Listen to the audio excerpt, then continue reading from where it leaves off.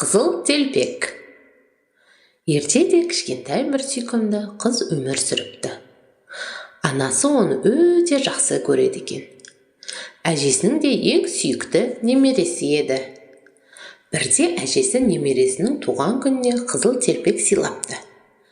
Қыз әжесінің сыйлығын басынан тастамай киіп жүретін болыпты. Содан бері көршілері кішкентай қызды қызыл телпек деп атап кетіпті. Бір күні анасы бәліш пісіріп қызына: «Қызым, мына бәлішпен бір құты майды әжеңе апарып, хал жағдайын біліп қайтшы», дейді. Қызыл телпек: «Жарайды, анашым, апарып берейін», деп бәліш пен майы салынған себетті алады. Анасының сөзін екетпей, қызыл телпек әжесіне аттанады. Оған әжесі тұратын ауылға жету үшін орман арқылы өту керек еді. Қызыл телпек орманда жалғыз жүрудің қаншалықты қауіпті екенін білмеді. Сондықтан ол өлең айтып, гүл теріп, асықпай жүрді. Бір кезде орманның ішімен келе жатқан қыздың алдына бір қасқыр шыға келді. Қызыл телпек: «Қасқыр: «Қызыл телпек, сен қайда барасың?» деп сұрайды. Қыздың жегісі келген қасқыр: «Мен әжемнің үйіне барамын. Оған анамның пісірген бәлішін және бір құты майын алып бара жатырмын», дейді қыз. Қызыл телпек қасқырдың жаман пиғылынан бейхабар еді. «Ал әжең қайда тұрады?» деп сұрайды қасқыр. «Әжем бе? Ол орманның ар жағындағы ауылда, ауыл шетіндегі диірменнің жанындағы бірінші үйде тұрады», деп қызыл телпек қасқырға әжесінің тұратын жерін дәл айтып береді. Бір кезде жақын маңда отыншылар ағаш кесіп жатқан болатын. Қасқыр сол отыншылардың даусын естіп, қызға тиіспейді. Қызыл телпектің әжесінің тұратын жерін біліп алған ол алдымен әжесін жемек болады. «Жарайды, мен де сенімен бірге сол ауылға барып, әжеңнің жағдайын сұрап қайтайын. Кел екеуміз жарысайық. Әжеңе қайсымыз бірінші жетер екенбіз. Сен мына жолмен бар, ал мен ана жолмен жүрейін», деп қасқыр өзіне ауылға апарар төте жолды таңдап алады. Қасқырдың ұсынысына келіскен қыз ұзақ жүретін жолға түседі. Ол жол жөнекей асықпай гүл теріп келеді. Ал қасқыр алды артына қарамай, тура ауылға қарай бет алады. Қызыл телпектің әжесінің үйіне осылай ерте жеткен ол есікті қағады. «Тоқ, тоқ, тоқ, тоқ, тоқ. Бұл кім ей?» деп сұрайды әжесі.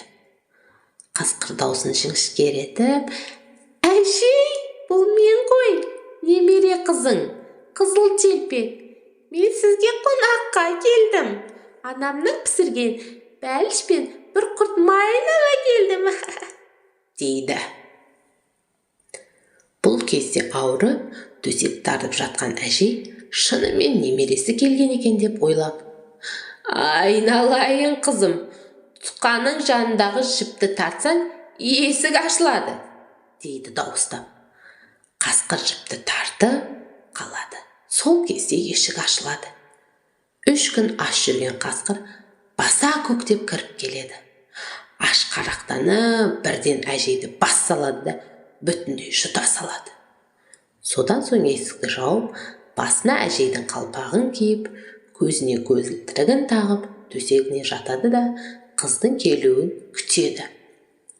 Сәлден соң есікті қызыл телпек қағады. «Тоқ, тоқ, тоқ, тоқ, тоқ. Бұл кім ей?»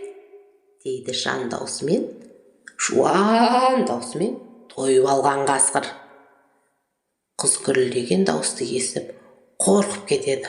Артынша: «Әжеме суық тиіп, даусы содан өзгерген болар», деп ойлайды.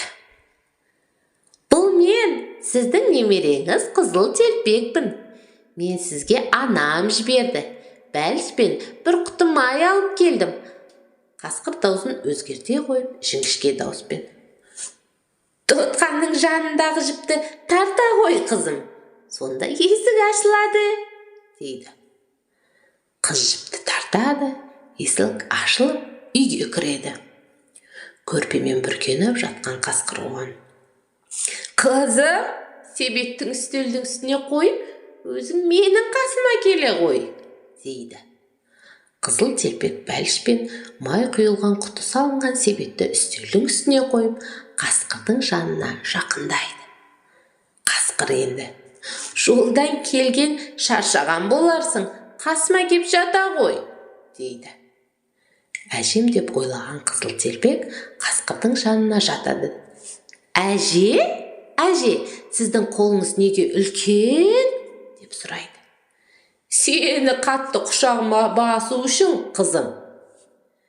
«Әже, құлағыңыз неге сондай дәу үлкен?» «Сені жақсы есту үшін, қызым». «Әже, көзіңіз неге үлкен?» «Сені жақсы көру үшін, қызым». «Әже, тісіңіз неге сондай үлкен?» «Сені тезірек жеу үшін, қызым-ау», деп қызыл телпекті бас салып, аяғындағы кепсі қызыл телпегімен бірге жұта салады. Байқұс құс айқайлайды да үлгермейді. Бірақ бақытына қарай дәл осы сәтте үйдің қасынан бір отыншы өтіп бара жатқан еді. Отыншы қасқырдың даусын естіп, үйдің терезесінен қарайды. Үй ішінде төсекте орнынан қозғала алмай жатқан қасқырды көреді. Оның қампиған қарнына қарап, не болғанын бірден түсінеді. Отыншы жыртқышты ұстап алып, қарнын жарып жібереді. Қасқырдың ішінен қызыл телпек пен әжесі дін аман шыға келеді. Отыншы қасқырдың қарнын қайта тігіп, бос қоя береді. Қызыл телпек пен әжесі отыншыға алғыстарын білдіреді. Әжесі шай қойып, немересі әкелген бәліштерді себеттен шығарып, дастархан жаяды. Сөйтіп үшеуі жақсылап тұрып шай ішеді. Әңгіме дүкен құрады. Қасқырдың сыбағасын қалай бергендерін айтып, мәз болады.